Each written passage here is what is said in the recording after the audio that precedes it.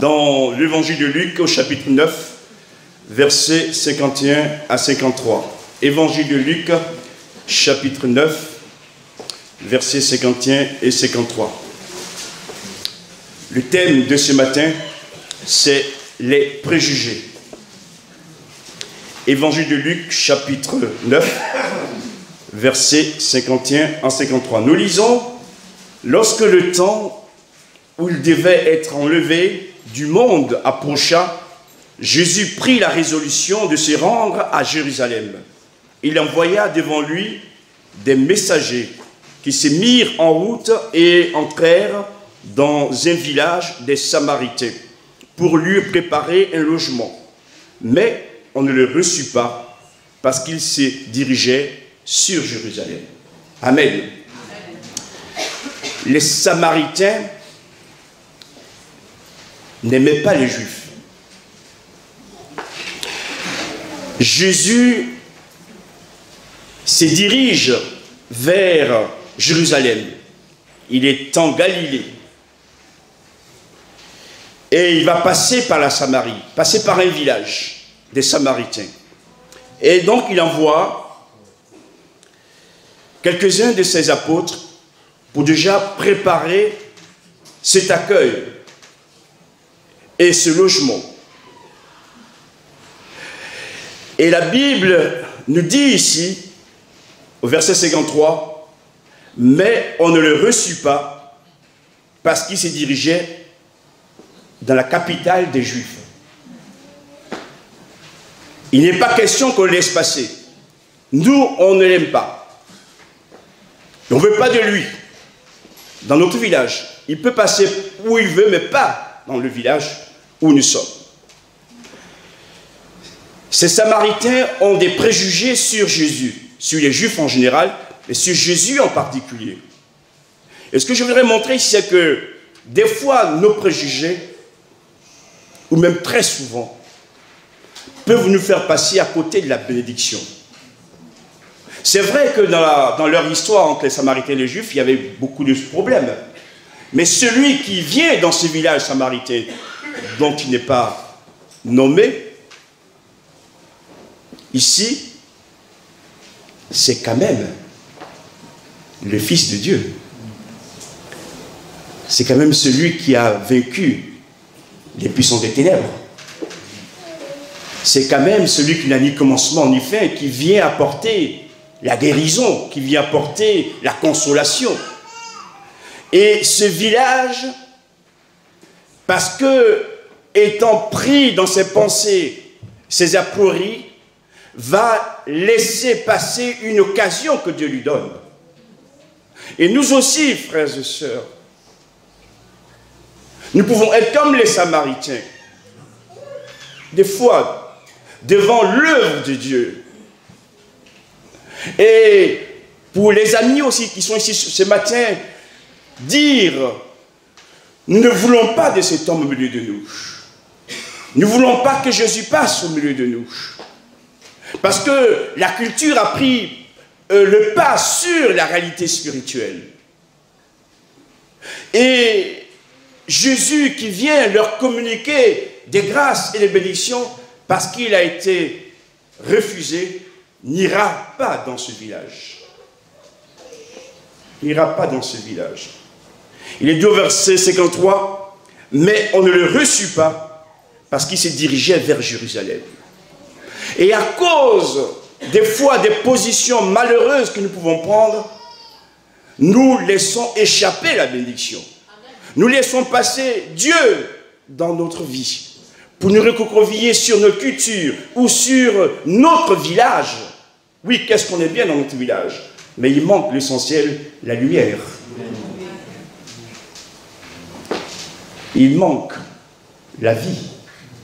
Qu'est-ce qu'un village sans Jésus?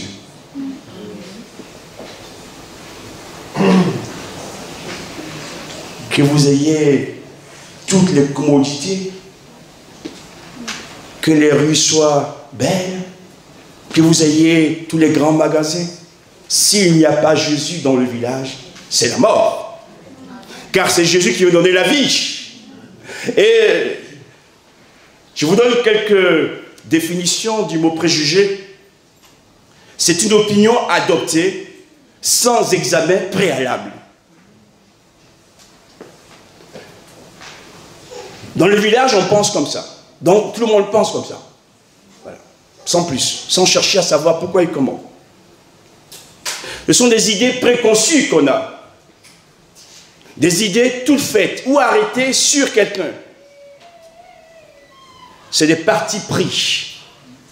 Et des a priori. Et cela n'est pas bon pour l'enfant de Dieu.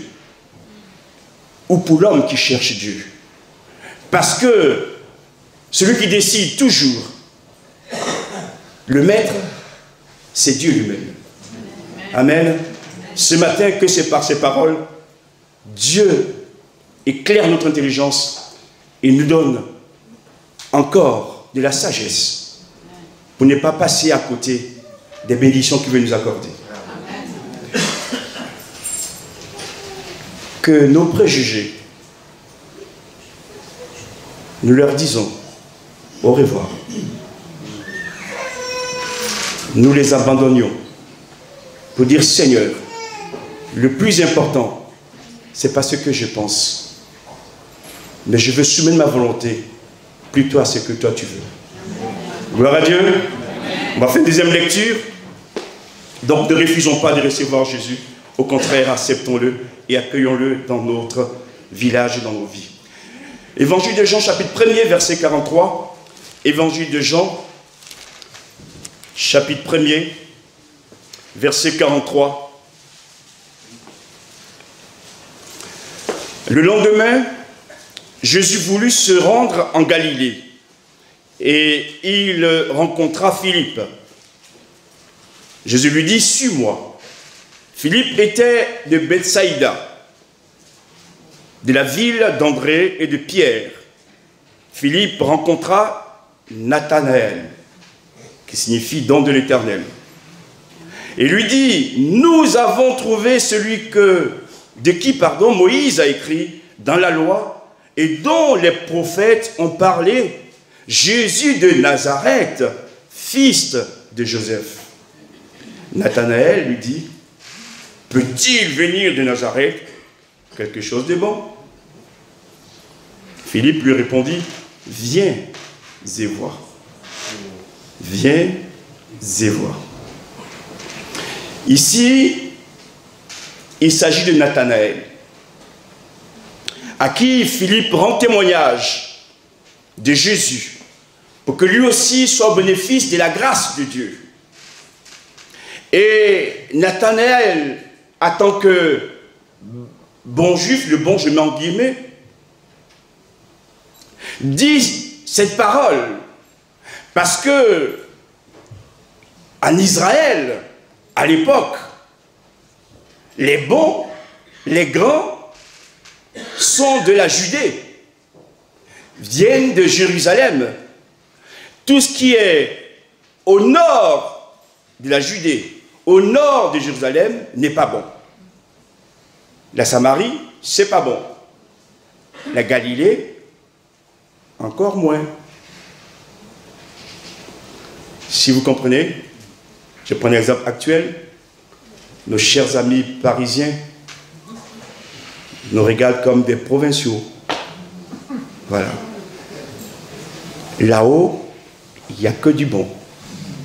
Il n'y a que les meilleurs. Donc, en Judée, il y a les meilleurs.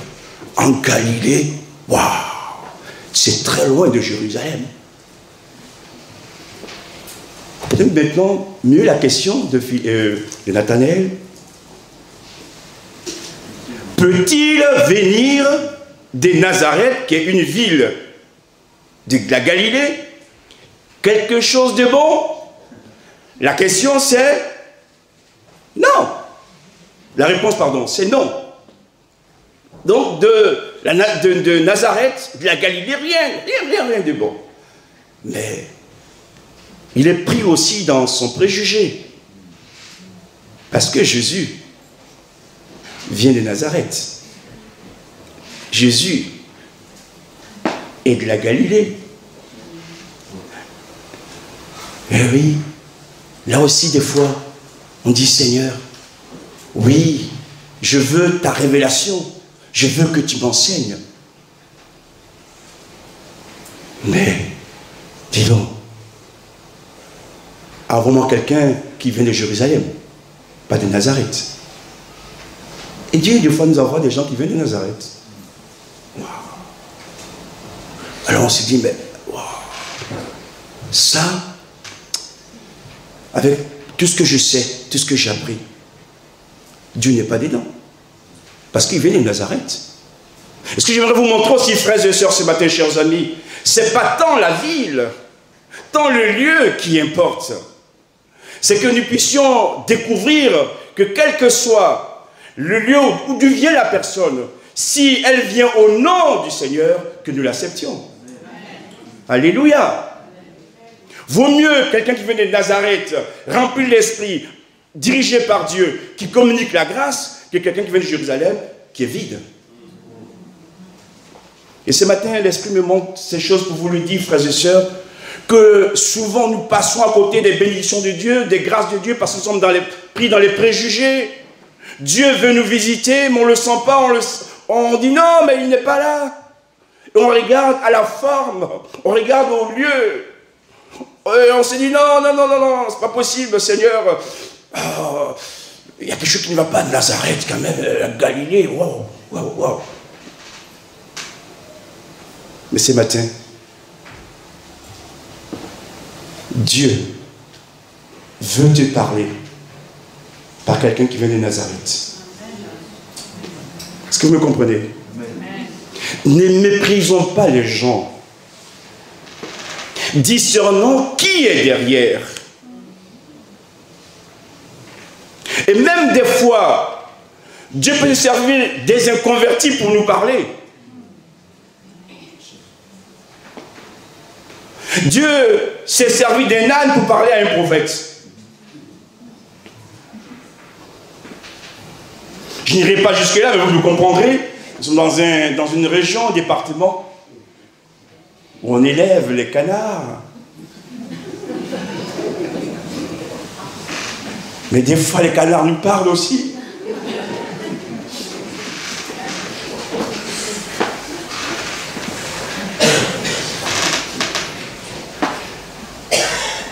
Les enfants,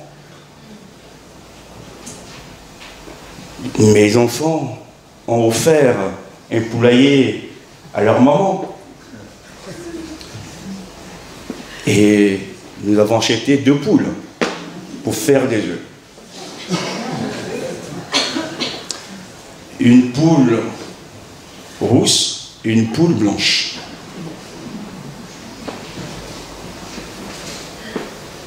Au départ, la poule blanche faisait des œufs. Mais déjà, elle boitait. Et puis, la rousse ne voit rien venir. Et la rousse a commencé aussi à pondre des œufs. Mais le problème est survenu du fait que la poule blanche marchait difficilement. Et aujourd'hui, elle n'arrive plus à marcher.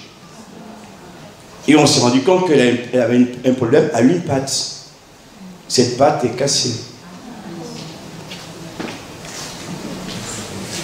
Alors, on a sorti les grands moyens.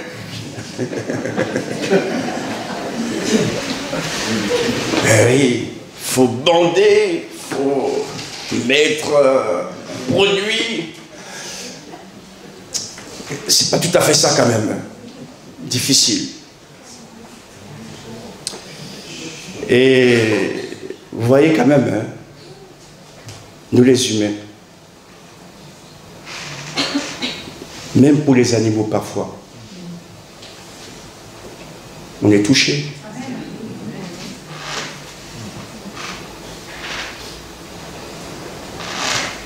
Et puis à côté, les humains, on est moins touchés.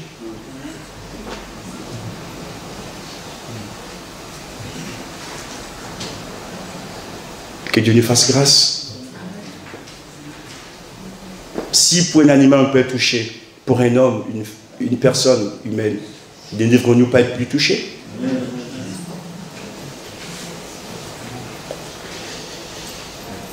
Je n'ai pas trouvé encore de solution. Dieu va nous éclairer. Mais je crois que par cette poule, Dieu me parle aussi. Enfin, je ferme la parenthèse. Mais je ne veux pas du tout la tuer parce que je n'ai pas les forces.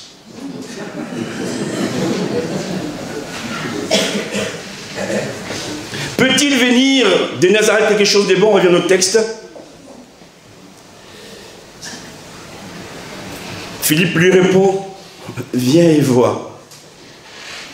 Viens et vois. Verset 47. Jésus, voyant venir à lui Nathanaël, dit de lui, voici vraiment un Israélite dans lequel il n'y a point de fraude. Jésus lui rend ses témoignages. D'où me connais-tu? Lui dit Nathanaël. Jésus lui répondit, avant que Philippe t'appelât, quand tu étais sous le figuier, je t'ai vu. Nathanaël partit et lui dit, Rabbi, tu es le Fils de Dieu, tu es le roi d'Israël. Dans ce deuxième texte, il y a quand même quelque chose de plus. Nathanaël a des préjugés, des a priori sur la Galilée, sur Nazareth. Mais quand Jésus lui parle, que fait-il ou que devient-il? Il comprend que cet homme qui lui parle est un prophète, est un envoyé de Dieu. Ce que j'aimerais dire, c'est qu'on peut commencer par avoir des a priori, des préjugés. Mais lorsque la parole nous est communiquée et que nous avons compris que vraiment ça vient de Dieu, comme Nathanaël, recevons-la. Amen. Amen. Il a commencé dans des préjugés, mais il a fini par accepter la parole. Et des fois, je le mets en parenthèse, il est bon, peut-être au départ, de ne pas croire, d'avoir des préjugés, mais à la fin, au moins, le reconnaître et dire oui, Dieu est dans l'affaire. Ça veut dire quoi? Que nous sommes tous des humains, on a des faiblesses, et des choses qu'on ne comprend pas du tout de la bonne manière. On a du mal à saisir ce que Dieu est en train de faire parfois. Et on peut aussi s'égarer, se tromper. Mais à la fin, lorsque Dieu se révèle, que nous le reconnaissons. Amen. Nathanaël s'est débarrassé de ses préjugés et a reconnu Jésus comme étant l'envoyé de Dieu. Gloire à Dieu. Qu'il en soit ainsi aussi pour nous. Même si nous avons des préjugés parfois, qu'à la fin, ces préjugés tombent pour donner gloire à Dieu. Alléluia. Troisième lecture, Jean chapitre 7, verset 46. Jean chapitre 7, verset 46. Jean chapitre 7, verset 46. Les huissiers répondirent, jamais homme n'a parlé comme cet homme, parlant de Jésus.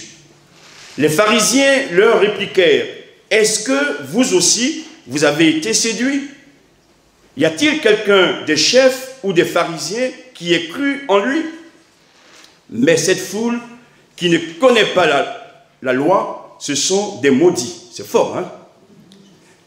Nicodème, qui était venu de nuit vers Jésus et qui était l'un d'entre eux, leur dit, notre loi condamne-t-elle un homme avant qu'on l'entende et qu'on sache ce qu'il a fait?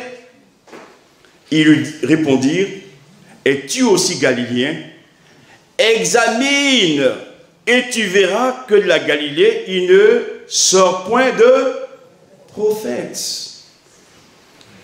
Ce sont les pharisiens qui parlent, et au milieu d'eux, il y a des docteurs de la loi. Des gens qui sondent les Écritures, qui ont une connaissance de la parole de Dieu, de la Torah.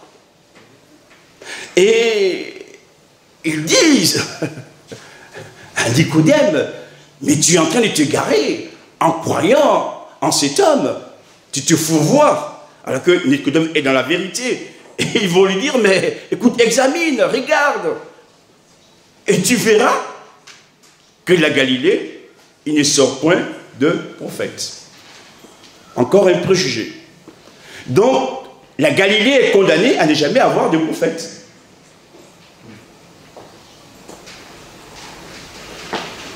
Là où Dieu, je vais revenir à un exemple nous concernant, nous les païens d'origine, on était étrangers aux choses de Dieu. Il a plu à Dieu, par Jésus, de renverser le mur d'inimitié entre les Juifs et nous, et de nous faire entrer dans la grande famille des enfants de Dieu. Et plus que cela, Dieu a fait habiter en nous son esprit.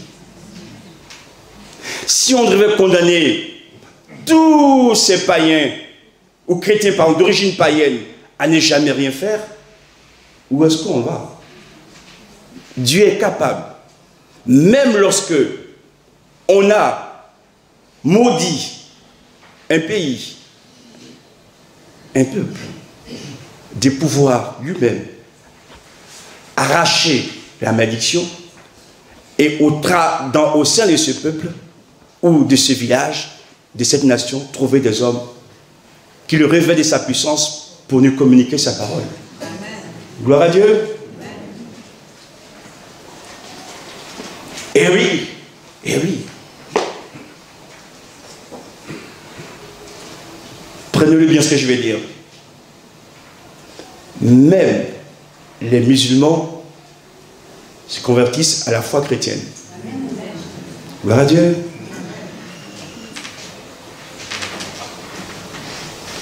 La question des migrants est très pointue. Il n'y a pas de réponse simple.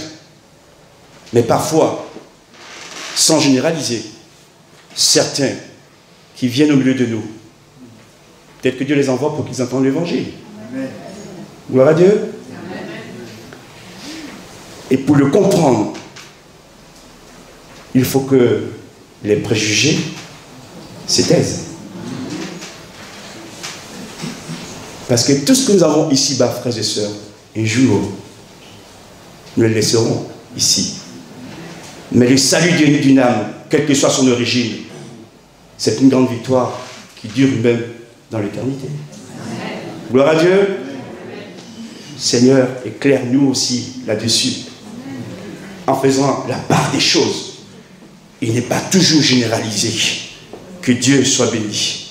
Et Nathanaël va recevoir Jésus comme son sauveur, et il accepte, malgré ce que les autres ont pu dire. On fait une troisième lecture.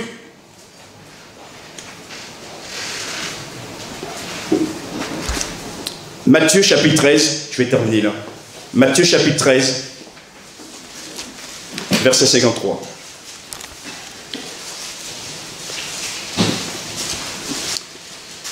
Matthieu chapitre 13, verset 53. Lorsque Jésus eut achevé ses paraboles, il partit de là. S'étant rendu dans sa patrie, il enseignait dans la synagogue, de sorte que ceux qui l'entendirent étaient étonnés et disaient « D'où lui viennent cette sagesse et ces miracles? N'est-ce pas le fils du charpentier? N'est-ce pas Marie qui est sa mère, Jacques, Joseph, Simon et Jude? Ne sont-ils pas ses frères ?» J'aimerais dire également à certaines personnes que Jésus avait également d'autres frères. Marie a eu d'autres enfants. Il n'y a pas eu que Jésus.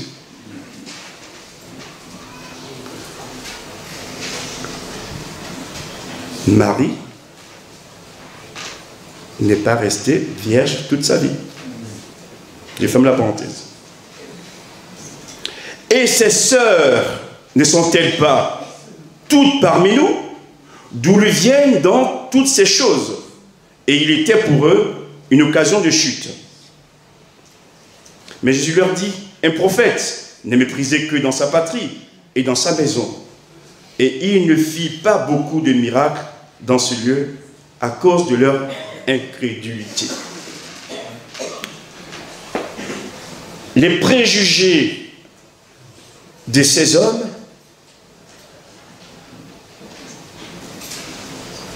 fait qu'ils sont entraînés dans l'incrédulité. Les préjugés peuvent nous induire en erreur. Les préjugés peuvent nous conduire dans l'incrédulité, dans le doute. Ici, que vont-ils dire? Mais la famille de Jésus, on les connaît, on la connaît. Sa mère, ses frères, ses sœurs. Et puis écoutez bien ce qu'ils vont dire au verset 55. Jésus n'est-il pas le fils du charpentier? On va résumer Jésus à cela. Il est issu d'une famille modeste. Jésus le charpentier. Mais un charpentier, que peut-il nous apporter? Que peut-il faire? On a un regard de mépris. Et pourtant, il voit la force de Jésus, la puissance de Jésus. Mais comme ils sont pris dans leurs préjugés, leurs opinions défavorables, tout ce que Jésus peut faire ou dire, ils ne les reçoivent pas.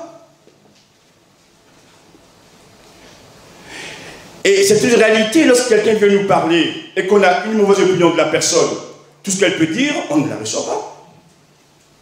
Donc, ils se sont bloqués eux-mêmes par rapport à Jésus. Et le texte va plus loin en nous montrant qu'à cause de leur attitude, au verset 58, Jésus ne fit pas beaucoup dans ce lieu de grands préjugés. Ce matin, ma prière, c'est que tous ces préjugés qui nous suivent depuis des années, ce matin, nous nous en débarrassons en disant, Seigneur, je veux marcher non pas avec ce que je ressens ou vois, ce que j'ai appris, mais je veux marcher selon ton esprit. Amen. Alléluia. Il a fait que quelques miracles. Imaginez-vous qu'ils aient bien reçu Jésus. Il y aurait eu dans ce lieu beaucoup de miracles. Entre nos frères et sœurs, chers amis, nous voulons voir beaucoup de miracles.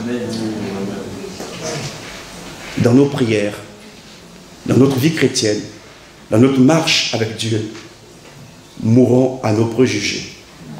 Car les préjugés parfois nous arrêtent. Ce n'est pas l'Église qui nous arrête, ce sont nos préjugés. Vous avez compris? Et ce matin, je prie que Dieu purifie nos pensées.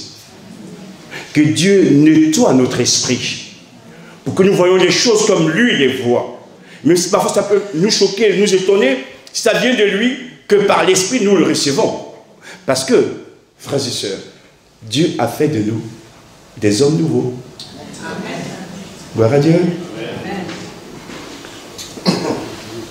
Si quelqu'un est en Christ, il est une nouvelle créature.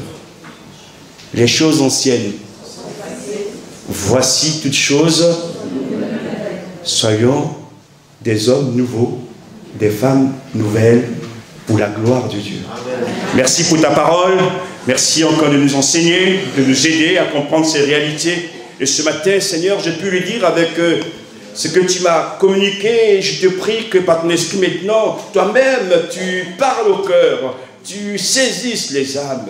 Nous voulons, Seigneur, mourir à toutes ces choses qui freinent notre marche, qui nous font passer à côté de ce que tu veux faire. Ce matin, Seigneur, nous voulons te dire gloire à ton nom. Merci de nous en délivrer. Merci de nous aider à chacun et que nous puissions marcher sur les traces de Jésus, le roi des rois, le Fils de Dieu. À lui soit la gloire. Amen. Que Dieu soit béni. Merci à vous.